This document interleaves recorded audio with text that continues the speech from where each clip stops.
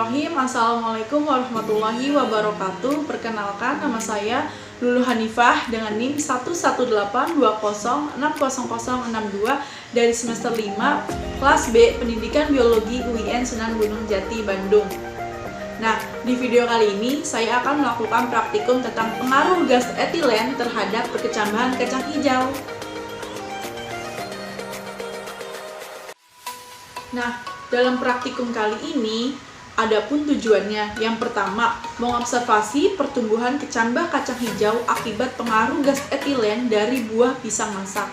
Yang kedua, menganalisis hasil observasi. Yang ketiga, menyimpulkan hasil observasi. Dan yang terakhir atau keempat, mengevaluasi hasil observasi. Etilen merupakan hormon tumbuhan berwujud gas yang diproduksi oleh tanaman dalam jumlah tertentu. Dengan adanya faktor cekaman dari lingkungan seperti naungan, kebanjiran, kekeringan, tekanan mekanis, serta infeksi memicu tanaman untuk memproduksi gas etilen secara berlebihan yang menghambat pertumbuhan tanaman. Ini menurut Walesasi DKK tahun 2016. Adapun buah klimakterik, yaitu buah yang menunjukkan kenaikan produksi karbon dioksida dan etilen saat proses penuaan. Adapun contoh buahnya ini yaitu mangga, apel, pisang, dan tomat. Selama proses pematangan, buah klimakterik ini menghasilkan lebih banyak etilen endogen daripada buah non-klimakterik. Menurut Hadi Wiyoto tahun 1981, etilen endogen adalah gas etilen yang dihasilkan oleh buah yang telah matang dengan sendirinya, yang dapat memicu pematangan buah lain di sekitarnya. Menurut Ashari tahun 2006, perkembangan adalah proses pertumbuhan embrio dan komponen-komponen benih yang mempunyai keinginan untuk tumbuh normal menjadi tanaman baru. Nah, adapun variabel dalam praktikum ini, yang pertama, variabel kontrol berupa media tanam dan intensitas cahaya. Yang kedua, variabel bebas berupa jumlah pisang tersebut. Yang ketiga, variabel terikat berupa panjang dari kecambahnya. Hipotesisnya yaitu gas etilen yang terdapat pada buah pisang masak dapat mempengaruhi pertumbuhan kecambah dari kacang hijau. Adapun alat dan bahan yang dibutuhkan. Yang pertama, 3 buah pisin atau wadah. Ukuran wadah dapat masuk ke dalam toples. Yang kedua, kapas secukupnya. Yang ketiga, 3 buah toples ukuran sedang. Adapun bahan-bahan yang diperlukan. Yang pertama,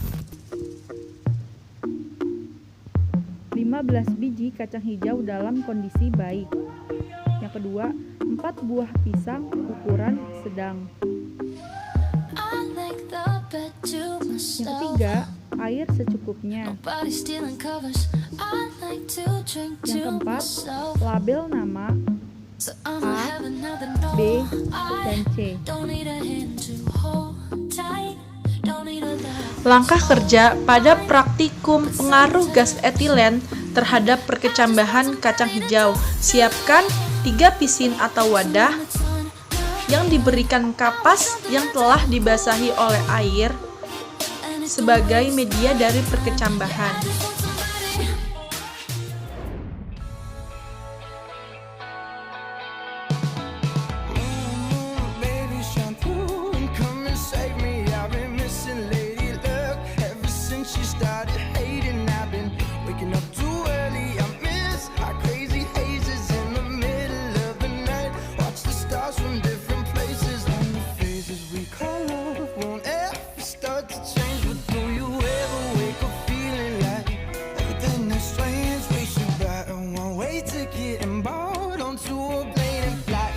Langkah kerja yang kedua, setelah pisin atau wadah yang telah diberikan kapas yang dibasahi air, setiap pisin itu dikecambahkan 5 kacang hijau.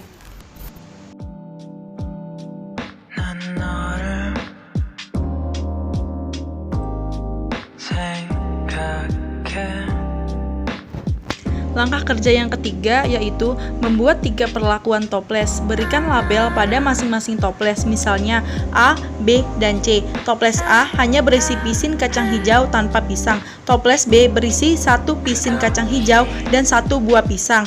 Kemudian toples C yaitu berisi 1 pisin kacang hijau dan 3 buah pisang. Di langkah kerja yang keempat yaitu tutup rapat toples dan biarkan tumbuh selama 5 hari. Nah, di langkah selanjutnya yaitu mengobservasi morfologi kecambah, panjang akar, dan panjang batang, serta mengamati triple response yang terjadi. Dari perlakuan yang pertama, tanpa pisang. Keluarkan.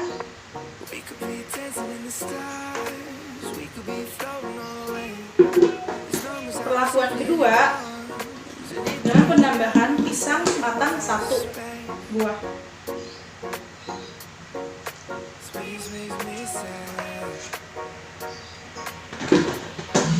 Perlakuan ketiga menambahkan 3 buah pisang matang.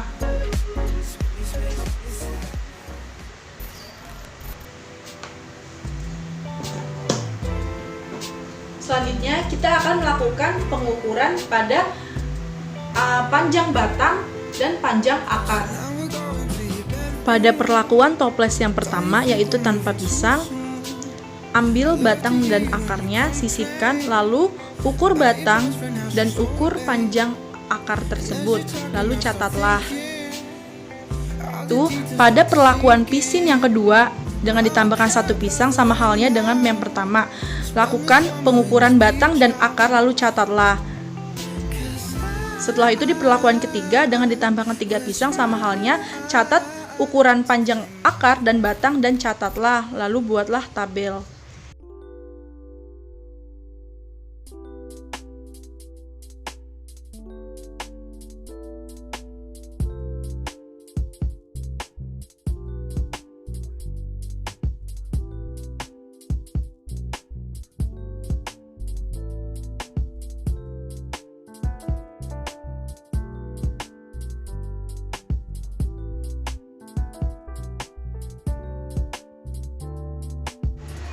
Pembahasan praktikum kali ini, menurut Agustina tahun 2008, proses perkecambahan dipengaruhi oleh ketersediaan air dalam medium pertumbuhan.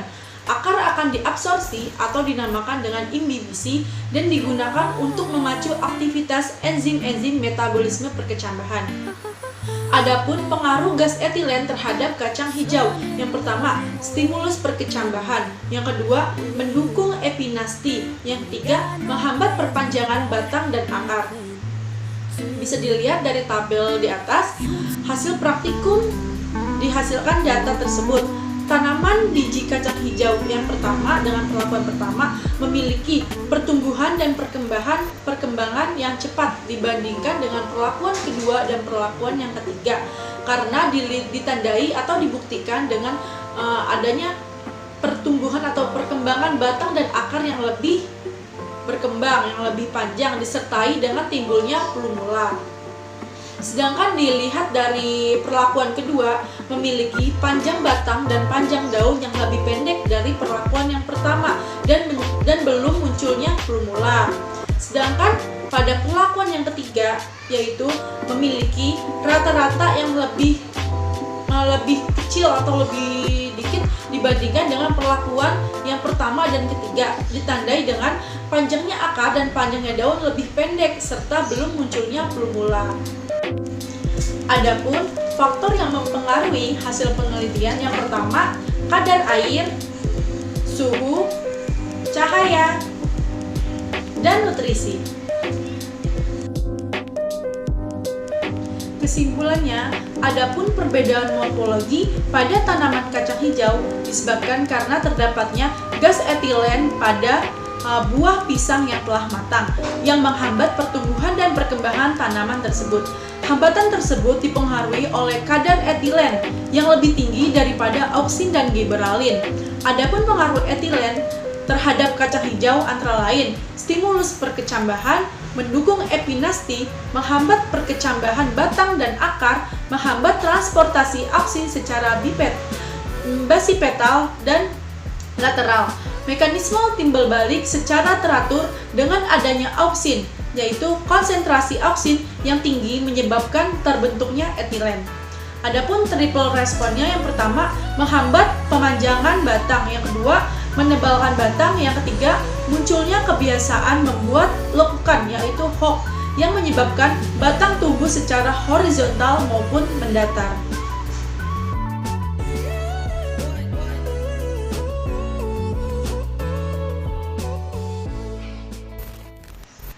Cukup sekian praktikum kali ini. Mohon maaf bila terjadi kesalahan atau terdapat kesalahan. Semoga video ini dapat bermanfaat untuk saya pribadi dan bermanfaat untuk kalian semua yang menonton.